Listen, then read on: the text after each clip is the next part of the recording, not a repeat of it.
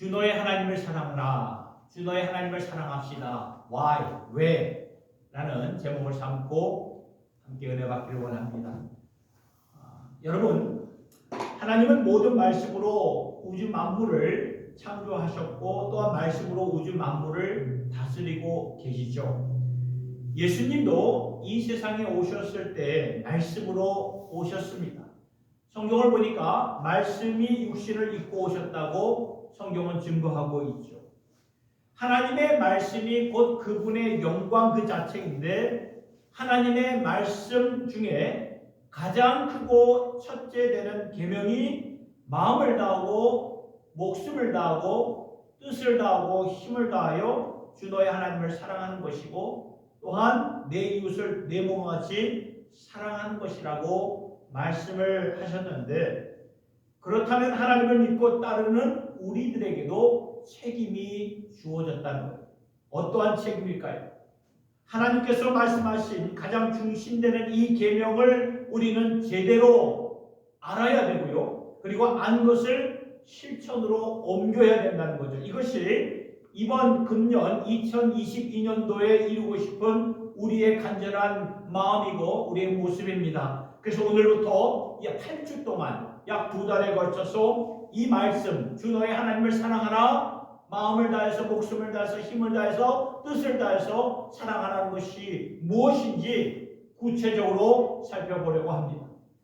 여러분, 마음을 다하여 사랑하는 것, 목숨을 다하여 사랑하는 것, 뜻과 힘을 다하여 이것이 왜 중요하고 어떻게 해야 하는 것인가, 우리가 이 한 가지 한 가지씩 이 말씀을 제대로 이해하고 보고자 하는 것입니다.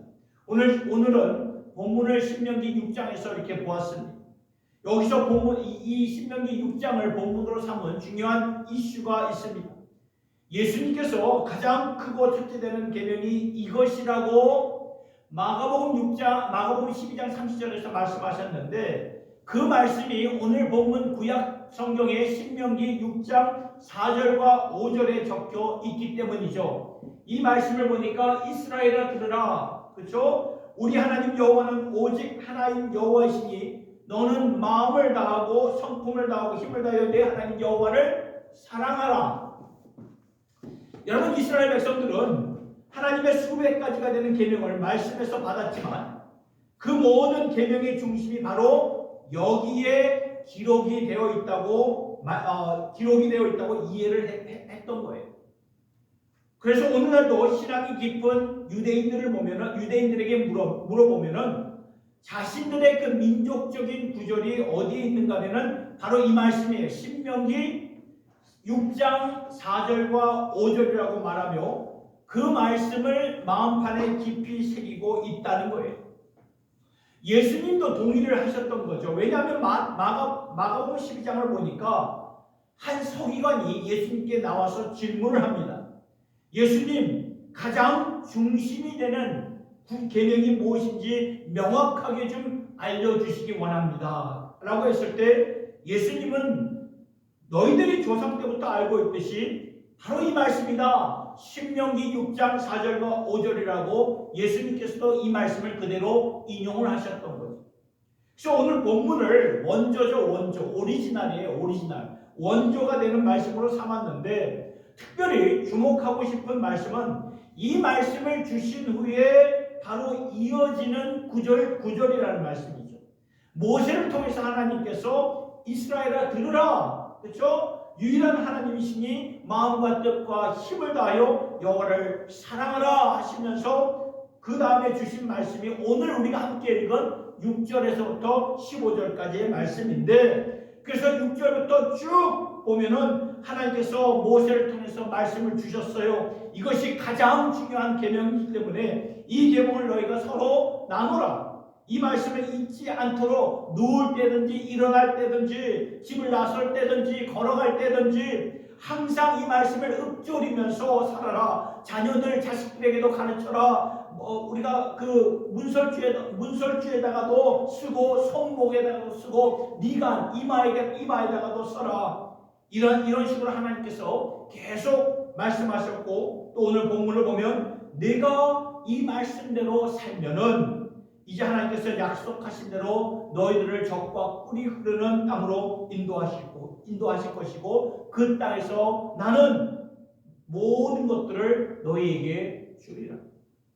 너희들이 이 말씀을 붙잡고 살면은 너희의 삶을 형통케 하리라. 내가 너를 지켜주리라. 이런 말씀을 하셨는데요. 자, 그런데 이 말씀 오늘 주목하고 싶은 것은 바로 12절 오늘 본문 가운데 12절부터예요. 12절부터 하나님께서 무슨 말씀하셨는가 하면은 그런데 하나님께서 무슨 말씀하셨는가 하면은 너희들이 주의할 것이 있다. 너희가 그 땅에 들어가서 그 땅의 부유함을 즐기면서 사는 동안에 나를 잊을까 하나님을 잊어버릴까 주의하라 경고를 하셨던 거죠. 너희가 하나님을 잊게 되면 그 땅에 있는 우상들을 섬기게 될 것이다. 나는 질투하는 하나님이시라. 여러분, 사랑과 질투는 같이 가는 거 아시나요? 하나님은 사랑이시다. 우리가 찬송가 부르듯이 하나님은 사랑이시다. 하나님은 사랑이시기 때문에 나는 질투하는 하나님이다. 만약 너희들이 그 땅에 들어가서 그 세상의 것들, 우상들을 섬기면 내가 가만히 보고 있지 않을 것이다. 경고, 워닝을 주시는 거예요. 워닝. 자, 오늘 이 경고의 말씀을 특별히 보고 싶은 거예요. 이 경고가 왜 중요한가 하면은 이스라엘 백성들을 보세요. 이미 하나님의 은혜를 체험한 자들이에요. 하나님을 모르는 백성들이 아닙니다. 하나님을 아는 백성들이었어요. 그리고 그들은 하나님을 믿는 자들이었어요. 이미 신명기 6장 4절과 5절 아까 우리가 보았듯이 그 말씀을 국가적이고 민족적인 오늘까지도 그 말씀을 국가적이고 민족적인 구절로 받아들인 자들로서 우리는 한 분의 하나님 유일하신 하나님을 섬기고 그분을 마음과 뜻과 목숨과 힘을 다해서 섬길 것이다 고백을 했던 자들인데도 불구하고 하나님을 잊을 수가 있고 세상의 신들로 우상들로 영향을 받을 수 있다고 경고의 말씀을 주시는 거예요. 여기서 우리는 왜 우리가 마음을 다해 하나님을 사랑해야 되는 것인지 여기서 우리가 깨달았으면 좋겠습니다. Why예요? 왜 그러한 우리가 하나님을 다해 왜 마음을 다해 하나님을 사랑하라고 말씀하시는 것입니다. 왜냐하면 우리의 마음이 연약하기 때문에 그래요. 연약하기 때문에 쉽게 틈이 생기고 갈라지기 때문이죠. 그 틈을 타고 세상의 유혹이 들어올 수 있고 그 틈을 타고 세상의 우상이 우리 안에 들어올 수가 있고 그 틈을 타고 세상의 생각들이 들어올 수 있고 하나님께 전적으로 우리가 드려야 할 우리의 마음이 갈라지기 때문에 그래서 말씀하시는 거예요. 우리의 마음이 그렇게 연약하다는 거예요. 쉽게 갈라지고 쉽게 흔들릴 수 있다는 것이죠. 구약성경에 열왕기상, 열왕기하, 역대상, 역대하의 말씀을 읽어보면 이스라엘의 왕들과 남쪽의 유다 왕들의 역사적인 스토리가 쫙 이렇게 나오는데요. 이 말씀을 읽을 때 참 놀라운 것이 있고 참 이해가 안 되는 부분이 있어요. 그것은 하나님을 잘 섬겼던 그런 왕들도 나중에 보니까 우상의 영향을 받았다는 그런 말씀을 보면서 참 의아했어요. 제 자신도. 그래서 하나님께서 베푸신 은총을 잊고 바알과 아세라의 우상 영향권 아래 들어갔고 하나님을 섬긴다고 하면서도 산당이 뭐냐면 산에 세워진 우상들을 그걸 없애지 않아요. 하나님을 섬기는데 산당은 그대로 있다. 산당은 그대로 있다. 이나 맥센 말이 안 되는 그들의 그 열왕기상 역대상하에 다 나와 있어요. 산당은 그대로 남았다. 이런 모습들이 나오는 거죠. 어떻게 이런 일이 있을 수 있을까요? 그리고 여러분 우리가 잘 아는 다윗의 이제 그 다음 후계자 솔로몬 왕을 보면 충격적이에요. 솔로몬 하면 여호와의 아름다운 위대한 성전을 지었던 자가 아닙니까? 그의 아버지 다윗이 하나님께 성전을 세우기 위해서 모든 준비 작업을 다 마쳤는데 하나님께서 다윗에게 내 손으로 내 성전을 짓지 못한다. 너는 너무나 많은 사람들의 피를 흘렸다. 대신 너의 아들 가운데 평안과 안식의 사람이 있으니 그를 통해 내 성전을 짓게 하리라. 평안과 안식의 사람이 누굽니까? 바로 솔로몬을 가리키는 거예요. 그래서 솔로몬이 마침내 하나님의 성전을 짓고 그 성전을 처음 지음으로 하나님의 영광을 그 누구보다도 사이에서 체험했던 솔로몬이 나중에 보니까 마음의 우상의 그 영향을 따르고 말았던 그러한 솔로몬을 보게 되지 않습니까?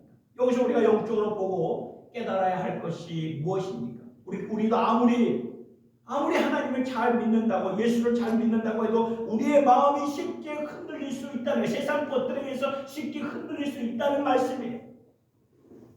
하나님 한 분만으로 우리가 만족해야 되는데 그것을 거부하고 하나님을 믿지만 이 솔로몬 왕처럼, 아사 왕처럼, 여호사밧 왕처럼 믿음과 함께, 믿음은 여기 있는데 세상과 함께 같이 간다는 거예요.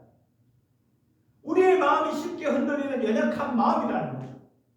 그래서 나중에 솔로몬이 노인이 되었죠. 나이가 들어서 노인 되어 하나님께로 돌아와요. 감사하게도 나중에 돌아옵니다. 돌아왔을 때 그가 회개하는 마음을 가지고 하나님께서 주신 지혜와 지식을 가지고 그 무엇을 썼냐면 잠언서를 쓴 거예요. 잠언서.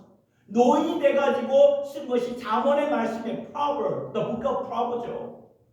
근데 그 잠언 4장 23절의 말씀을 보니까 이렇게 나와 있어요.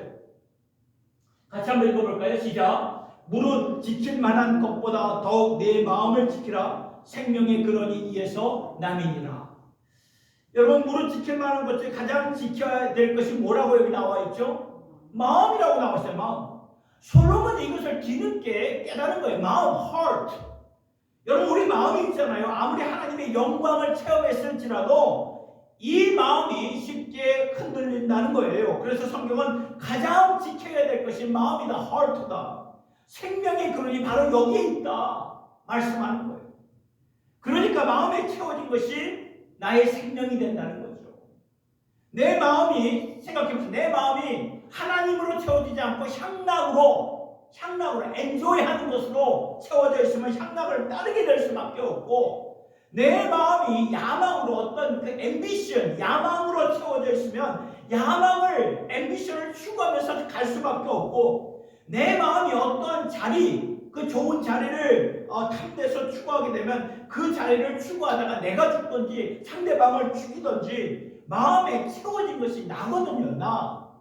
그래서 이 말씀대로 생명의 근원이 맞아요. 그래서 마음을 지키라는 거예요. 마음을. 여러분, 하나님이 인간을 만드셨을 때 그냥 동물처럼 그냥 만드신 것이 아니에요. 하나님은 인간을 만드실 때 당신의 형상대로 지음을 받은 우리의 존재라는 거죠.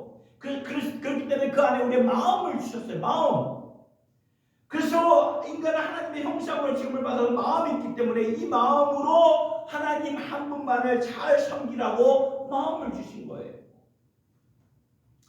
여러분, 중국에 우리가 잘 알듯이 만리장성이라는 아주 그냥 캐슬, 아주 큰 캐슬이 있죠. 만리장성. 지금도 견고하게 오랜 역사 가운데 있었지만 견고하게 서 있습니다. 그런데 중국의 역사를 보면은 그 견고한 만리장성을 뚫고 내부로 침입한, 성을 쌓은 이유가 무엇입니까? 외부로부터 들어오지 못하게 막는 역할을 한 거 아닙니까? 성의 그 목적이. 그런데 역사를 보면 그 성을 뚫고 내부로 침입한 적이 꽤 있었다는 거예요. 만리장성은 그대로 서 있지만 내부로 침략할 수 있었던 이유는 몇 가지 이유가 있어요. 첫째, 문을 지키는 사람들의 마음이 흔들렸기 때문이죠. 문지기들이 뇌물로 인해서, 아니면 어떠한 벼슬을, 내가 너에게 뭘 주겠다 하는 협상으로 인해서, 아니면 문을 지키는 그런 군인들이 저쪽은 너무나 세고 우리는 너무 약하기 때문에 우리가 당할 수 있기 때문에 우리부터 살자, 협박 때문에, 위협 때문에, 아니면 뇌물 때문에, 욕심 때문에 문을 열어준 거예요. 문을 이렇게 쉽게 열어준 거죠. 아무리 만리장성이 견고할지라도 성문이 이렇게 열려지면 침입하는 것, 침범은 결코 어려운 게 아니라는 거예요. 우리의 마음도 마찬가지라는 거예요. 마음도 마찬가지. 내가 예수를 믿는 자라면 하나님께서 그 마음을 지켜주신다는 거예요. 우리가 그리스도의 사랑에서 떠나지 않도록 마음을 오늘도 보혜사 성령 하나님께서 지켜주시는데, 우리가 마음을 쉽게 열어줄 수 있다는 거죠. 세상 것들에서 마음을 쉽게 열어줄 수 있다는 거예요. 그래서 솔로몬은 뒤늦게 마음을 지켜야 된다. 이 마음을 지켜야 된다. 이 마음이 하나님만으로 가득 채워져 있어야 된다 고백하는 거예요. 그래서 여러분, 왜 마음을 다해서 하나님을 사랑해야 되고 사랑해야 되는가 말씀하셨는가 하면은 그렇지 않으면은 내 마음이 다른 것으로 채워지기 때문에 성경은 우리에게 강력하게 권고하시는 말씀입니다. 우리가 마음을 다해 하나님을 사랑하지 못하고 주 안에서 교제하지 못하고 살 때 우리의 마음은 충분히 다른 세상 것들로 인해서 채워질 수 있기 때문에 성경은 마음을 다해서 주 너의 하나님을 사랑하라 강권적으로 말씀하십니다. 그러면 저와 여러분들이 마음을 지키고 마음을 다해 하나님을 사랑하기 위해 꼭 필요한 것이 무엇입니까? 다음 주에 좀 더 이렇게 구체적으로 이렇게 보겠지만 오늘은 한 가지만 말씀을 드리려고 합니다. 첫째, 우리가 마음을 다해 하나님을 사랑하라. 무엇일까요? 원빈이 뭐죠? 하나님을 내 인생의 보화로, treasure, 보화로 여겨야 된다는 거죠. 하나님을 내 인생의 보화로 여기셔야 돼요. 우리가 잘 아는 아브라함, 창세기 보면 아브라함이 나오죠. 아브라함 믿음의 조상입니다. 그렇죠? 그런데 아브라함도 한때 마음이 흔들렸어요. 하나님께서 그를 부르셨을 때 아브라함아 내 아비 본토 친척 집을 떠나서 내가 내게 지시할 땅으로 가라. 그럴 때 아브라함이 순종합니다. 엄청난 모험이죠. 근데 그 시대에 본토 아비 집을 떠난다는 것은 엄청난 모험이에요. 그런데 문제는 그때부터 생긴 거예요. 아브라함이 하나님의 말씀에 순종해서 자신의 집을 떠나 하나님의 지시한 땅으로 갔는데, 지시한 그 가나안 땅으로 갔는데 어려움이 닥친 거예요. 우리도 예수 믿다, 예수 잘 믿으면 만사형통 아니라는 거죠. 예수 잘 믿으면 더 어려움이 있을 수 있다는 거예요. 어려움이 닥친 거죠. 가뭄이 이렇게 닥쳤던 거죠. 그래서 아브라함은 가족을 이끌고 애굽으로 갔는데 거기서도 애굽으로 가지 말았어야 돼요. 근데 자기의 생각대로 가니까 거기서 어떻게 됩니까? 자기 아내 사라를 빼앗길 뻔한 어려움을 당하고 말죠. 그리고 나중에 돌아와 시간이 지났는데도 아브라함에게는 땅이 주어지지가 않는 거예요. 땅이 있어야 그곳에 기반을 내리고 어떤 그 가문이 세워지는데 아무리 기다려도 땅이 나에게 주어지지가 않는 것입니다. 아무리 가축이 많아도 땅이 없으면 아무런 소용이 없죠. 그러니까 아브라함의 마음이 어떻습니까? 낙심이 되고 자신감이 없어진 거예요. 그때 하나님께서 아브라함에게 무슨 말씀을 하셨냐면 내가 너로 하여금 별과 같은 많은 후손들을 너에게 허락할 것이고 그들로 하여금 큰 나라가 되게 하리라. 그 말씀을 주셨는데 아브라함이 가만히 보니까 자신의 아내 사례를 보니까 아이를 낳을 수 있는 나이가 훌쩍 지나갔거든요. 그러니 아브라함의 마음이 그냥 흔들릴 수밖에 없고 두려움이 임했던 거죠. 아니 하나님의 말씀대로 내가 내 본토 진짜 아비 집을 떠났는데 이제 어떻게 될 것인가? 말씀에 순종해서 여기까지 왔는데 무엇이 나를 보장해 줄 것인가? 마음이 착잡한 거예요. 그런 가운데 하나님께서 그에게 찾아와 주신 말씀이 창세기 15장 1절의 말씀에 같이 한번 읽어보겠습니다. 시작. 이후에 여호와의 말씀이 이상 중에 아브라함에게 임하여 가라사대 아브라함아 두려워 말라. 나는 너의 방패요 너의 지극히 큰 상급이니라. 보셨나요? 아브라함아 두려워하지 말아라. 이 말씀은 오늘 우리에게도 주시는 말씀이에요. 여러분의 이름을 대고 한번 불러보세요. 두려워하지 말아라. 왜 우리가 두려운가? 내일이 보장이 안 되는 것 같기 때문에 두려운 거죠. 과연 나는 어떻게 살 것인가? 노후 대책은 어떻게 할 것인가? 이렇게 연약해진 몸 때문에 나는 이제 무엇을 하고 무엇을 먹고 살 것인가? 이러한 두려움이 다 있다는 거다. 아브라함에게도 있었어요. 그것을 아시고 하나님이 오셔서 뭐라고 말씀하셨습니까? 두려워하지 마라. 아브라함아 두려워하지 마라. 그러면서 주신 말씀이 바로 저 말씀. 나는 너의 방패요 너의 큰 상급. 아브라함은 지금까지 자신의 방패를 뭘로 여겼냐면 지식으로 여겼고 땅 어떠한 재산으로 여겼고 기업으로 여겼어요. 그런데 하나님은 뭐라고 말해요? 그런 것들이 아니야. 땅이나 자식이나 어떤 기업들 그런 것들이 아니다. 그것들이 너를 보호해 주는 것이 아니라 내가 너를 보호해 주는 것이다. 나는 너의 방패요 내가 너의 큰 상급이다. 아브라함이 거기서 깨닫고 전환을 하게, 터닝 포인트를 하는 거예요. 전환을 하게 된 거죠.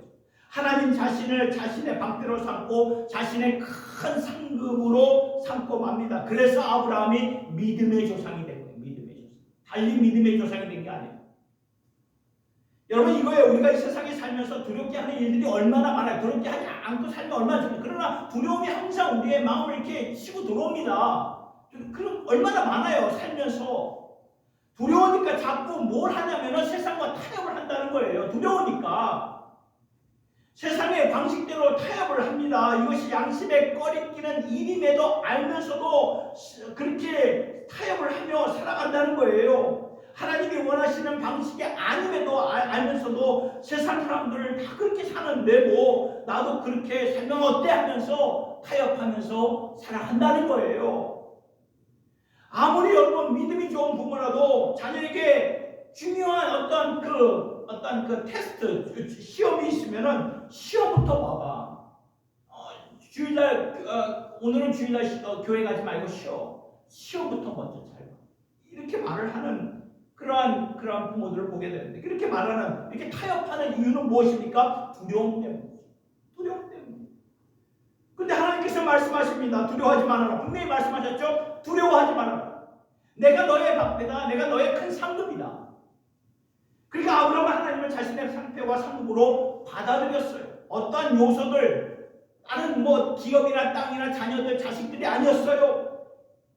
그것들이 나의 어떤 그런 것들이 전에는 그런 것들이 자신의 어떤 방패와 상급으로 알고 있었는데 이 말씀을 통해 아브라함은 마음의 전환을 하고 하나님만이 나의 방패가 되시고 나의 큰 상급이다.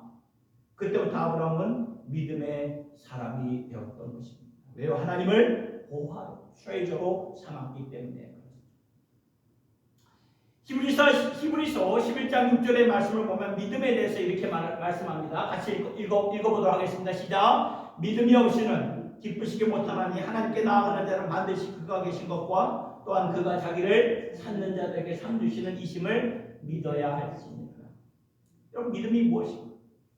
여러분 믿음이 뭐예요? 믿음은 복잡한 게 아니에요. 우리 자꾸 복잡하게 생각하는데 복잡한 거 아닙니다. 믿음을 여기서 두 가지로 아주 간략하게 말씀하고 있죠. 믿음이 무엇입니까? 두 가지로 반드시 그가 계신 것과 이 상황, 반드시 그가 계신 것. 무슨 말이에요? 이 상황, 이 어려운 가운데서도, 이 역경 가운데서도, 문제 가운데서도 하나님은 여기에 계십니다. 하나님이 계신 것을 내가 믿는 것이고 또 하나는 무엇입니까? 하나님을 찾는 자들에게 상 주시는, 하나님이 주시는 상급이 다른 게 아니고 하나님 자신이구나. 하나님 자신을 우리에게 상급으로 주시는 하나님, 이 하나님을 우리가 굳세게 믿는 것이 믿음이라는 거예요. 그래서 이 말씀 히브리서 11장 6절의 앞뒤의 말씀을 한번 보세요. 히브리서 11장 5절의 말씀은 누가 나오냐면 에녹이라는 자가 나오고요. 히브리서 11장 이 다음 9절 7절의 말씀을 보면 노아가 나오는데 먼저 에녹의 삶을 보면 11장 5절의 말씀을 보세요. 믿음으로 에녹은 죽음을 보지 않고 옮기웠다. 그리고 하나님이 저를 옮기심으로 다시 보이지 아니하여 저는 옮기우시기를 하나님을 기쁘시게 하는 자라. 하나님은 얼마나 기뻐하셨던지 에녹은 죽음을 보지 않았어. 왜 죽음을 보지 않았을까요? 창세기 5장의 말씀을 보니까 창세기 5장에서 에녹의 삶을 보니까 에녹이 365년 동안 창세기 5장 24절의 말씀에 하나님과 어떻게 했어요? 동행하였더라. 하나님과 동행하였다. 이 말을 하나님과 함께 내가 일을 하든지 내가 뭘 하든지 학교에 가든지 사업을 하든지 모든 그런 삶 가운데 내가 하나님을 모시고 사는 것이 내 인생의 기쁨입니다. 주님이 나의 상급이고 나의 큰 보화가 되십니다. 이것이 에녹의 모습이었다. 여러분 에녹이 살았을 때는 오늘날같이 죄악이 만연해 죄악이 관영했던 죄악이 왕성했던 그런 시대였어요. 그래서 하나님은 창세기 6장 이 다음 장에 보면 얼마나 죄악이 왕성했던지 하나님이 막 경노하셔서 세상을 심판하셔 물로 대홍수로 세상을 심판하셨어요. 에녹은 그렇게 죄로 얼룩진 세상을 살면서도 어떠한 변명, 어떠한 타협도 하지 않고 하나님과 동행했던 이유는 하나님 자신을 기뻐했기 때문에. 이것이 에녹의 모습이었어요. 노아의 모습을 한번 볼까요? 노아의 모습을 보니까 히브리서 11장 7절의 말씀을 보니까 믿음으로 노아는 아직 보지 못하는 일에 경고하심을 받아 경외함으로 방주를 예비하여 그 집을 구원하였으니 이로 말미암아 세상을 정죄하고 믿음을 쫓는 의의 후사가 되었느니라. 성경을 보니까 노아는 몇 년 동안 방주를 지었습니까? 120년 동안 120 동안 방주 큰 쉽을 아크를 지었다는 거예요. 방주를 지었어요. 그 당시에 무슨 기술 어떤 기술이 있겠습니까? 그냥 자녀들과 함께 몫으로서 큰 방주를 짓는데 120년이 걸렸어요. 120년 동안 하루도 빠짐없이 방주를 지으니까 산 꼭대기 아라라스 산꼭 거기에 이렇게 지으니까 지나가는 그러한 사람들, 그 마을의 사람들이 조롱을 할 수밖에 없죠. 정신 나간 사람. 왜 저 정신 나간 사람. 온 가족을 미치게 만든 자. 이러한 소리를 들으면 얼마나 마음이 이렇게 속상했어요. 그러나 노아는 그들의 소리를 듣지 않았어요. 물론 들렸겠죠. 말을 하니까 정신 나간 사람이야 당신은. 그럼 들렸겠죠. 그러나 노아는 자신의 마음판에 그 세상 말들을 마음판에 새기지 않았다는 거예요. 왜요? 하나님이 내 마음에 채워져 있었기 때문에. 하나님을 경외하는 마음을 가지고 방주를 지었기 때문에 세상 사람들이 어떠한 말을 할지라도 그 말을 마음판에 담지 않았다는 것입니다. 여러분, 하나님을 하나님으로 인정하면서 하나님의 음성으로 채워져 있으니까 세상의 음성이 안 들리는 거예요. 이게 중요한 이슈예요, 여러분. 세상에 다른 유혹들이 들어오지가 않는 거예요. 하나님의 음성으로, 하나님의 말씀으로 채워져 있어요. 따라서 우리가 세상의 중독이나 어딕션이나 유혹을, 템테이션을 이길 수 있는 길은 내가 이거 안 하겠다 결단해서 한다고 해서 되던가요? 아니에요. 마음을 채워야 돼요. 마음. 하나님으로 채워지고 하나님의 사랑으로 채워지니까 더 이상 세상 것들이 내 마음을 끌지 못하고 세상이 주는 정욕을 찾지 않게 된다는 거예요. 중요한 것은 내 마음이 하나님으로 가득 채워져야 된다는 거죠. 미국의 어느 한 선교사님이 과테말라에서 사우스 아메리카죠. 과테말라에서 오랫동안 사역을 하시다가 미국에 오셔서 이런 테스트모니 간증을 하셨어요. 자신이 이 과테말라에서 한 20년 동안 사역을 하면서 받았던 수많은 은혜가 있었는데 가장 감명 깊었고 가장 참 이렇게 마음을 울리기 심금을 울렸던 그러한 그 간증은 어느 날 사역을 마치고 자신의 집 앞에 이제 그 폴치에 앉아가지고 의자에 앉아가지고 책을 보고 있는데 얼마 전에 복음을 듣고 구원받은 어느 한 청년이 자기를 찾아와서 그 앞에서 미소를 짓고 있는 거예요. 미소를 짓는 거예요. 웃는 거죠. 그래서 선교사님이 그 청년에게 뭐 필요한 것이 있냐, 도와줄 것이 있니 물으니까 이렇게 청년은 이렇게 손을 쥐면 괜찮다고, that's okay, it's okay, 괜찮다고. 그러면서 계속 선교사님을 바라보면서 미소를 짓는 거예요. 그러니까 선교사님이 앉아서 책을 보는데 시선은 자꾸 그 청년이 자기를 자꾸 보면서 미소를 지으니까 책을 읽을 수 있나? 책을 읽을 수가 없죠. 그래가지고 그 선교사님이 책을 넣고 그 청년에게 묻습니다. 너는 왜 자꾸 나를 이렇게 쳐다보면서 미소를 짓는 거니? 웃고 있는 것이니? 그러니까 청년은 말을 합니다. 제가 선교사님 곁에 있는 것만으로도 너무나 좋습니다. 왜냐하면 청년이 모았을 때 선교사님이 우리에게 복음을 전해주셨고 하나님의 사랑을 알려주셨으니 그 복음을 전해준 선교사님이 너무나 좋습니다. 이 말이 선교사님의 가슴에 남아있었다고 합니다. 그러면서 선교사님이 우리에게 이게 미국으로 오셔서 간증할 때 도전을 하죠. 우리가 하나님을 그런 마음으로 사랑해야 되고 그런 마음을 가지고 우리가 섬겨야 되지 않겠습니까? 하늘 보좌에 계신 분이 앉으셔야 할 분인데 하늘 보좌를 버리시고 육신의 몸을 입고 이 땅에 오셔서 나를 대신하여 십자가에 달려 죽으시고 나를 살려주신 하나님에게 다른 어떤 것이 필요해서 채워달라는 것보다 하나님 곁에 있는 것만으로도 너무나 좋습니다. 이렇게 하나님만으로 만족하는 우리가 될 수 없을까요? 하나님을 믿는다고 하면서 보면은 왜 자꾸 우리는 세상을 향해서 가는 것일까? 왜 믿음은 있는데 세상 사람들과 똑같이 살고 있는 것일까요? 왜 세상 것에 매여 있는 것일까요? 왜 세상 것이 없으면 내 마음이 이렇게 불안해하는 것일까요? 왜 그런지 아세요? 우리의 마음이 병들었기 때문에 그래. 병들었기 때문에. 그래서 성경은 말씀하는 거예요. 마음을 다해서 하나님을 사랑해라. 마음을 다해서 하나님을 사랑해라. 그래야 진정한 기쁨이 있고 평안이 있고 안식이 있기 때문에 마음문을 열어요. 하나님께서 우리를 초청하시는 거예요. 여러분, 우리 하나님을 보화로 삼고 계십니다.